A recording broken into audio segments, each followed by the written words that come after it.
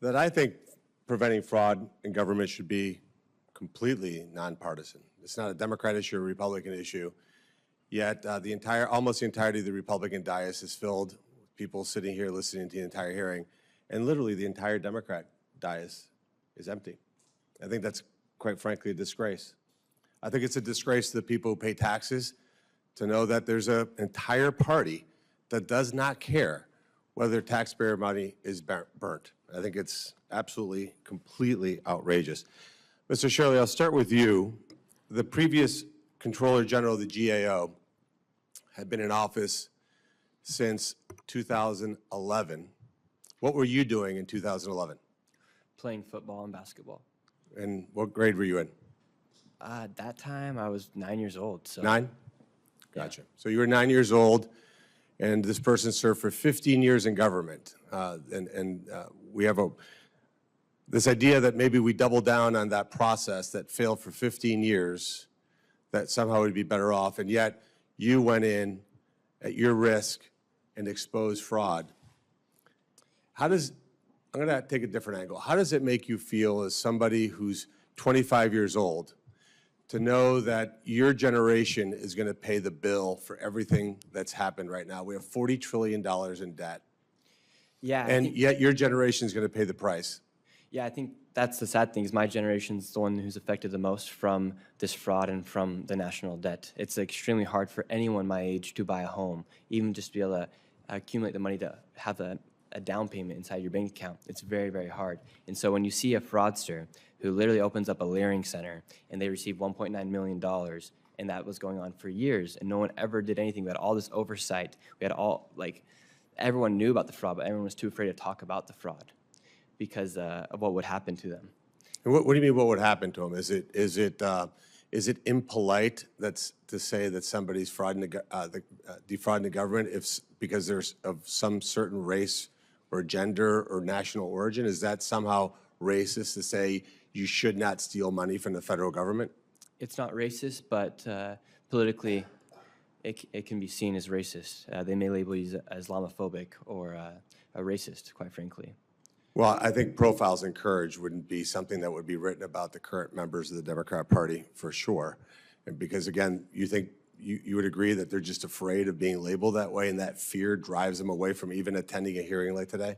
Yeah, definitely. And it's very sad to see that they put that's their priorities, is to make sure that they're not labeled as a racist or Islamophobic for exposing fraud or for exposing what's happening inside a community.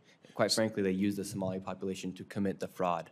Ilhan Omar should be disgraced of what she did to the Somali population. And when you look at people in your generation, can't afford a car, can't afford a house, don't see how in the future you'd be able to retire with any kind of dignity, and yet somebody can break into our country illegally, be provided a luxury hotel room in New York, 3 meals a day, maid service once a week, free education, free health care. What goes through your head when you think about that? Like, how does this happen? We're putting foreigners oftentimes above American citizens, and it's very, very sad to see. And Mr. Hetler-Gadet, I want to drill back down to the numbers you provided because I want to make sure I heard them correctly. You talked about, again, we're here to talk about fraud. We can talk about waste in a different hearing. We're here to talk about fraud. You mentioned in 2025, what was the number that you said? You knew the numbers off the top of your head pretty well. It's impressive. GAO estimated that in fiscal year 2025, we issued $186 billion in improper payments. So $186 billion in 2025. From 17 to 20, which is President Trump's first term, that number by GAO is estimated to be $672 billion. Does that sound right? I don't have that number off the top of my head, but sounds right. Yeah, generally. Again, GAO citing their numbers. And from 2020 to 2024, that number under Biden was $925 billion. So I would point out 2020 is still the Trump administration. No, this is fiscal year, so this would start October 1st. Okay. Yeah, so it was a 38% increase, and it's been massively cut back by President Trump in his second term. I don't know that that's the greatest case to be made, that the entire issue is because we have these inspector generals that have failed dramatically since the time Nick Shirley was playing basketball in his driveway when he was 9 years old. I think what we need to do here, Mr. Chairman, is take this topic very seriously. I think the American people are sick and tired of hearings, honestly. I think they need to see people who are held accountable, that go to jail.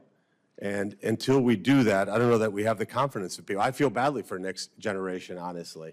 I don't know how they look at it and say, this government's just failing us.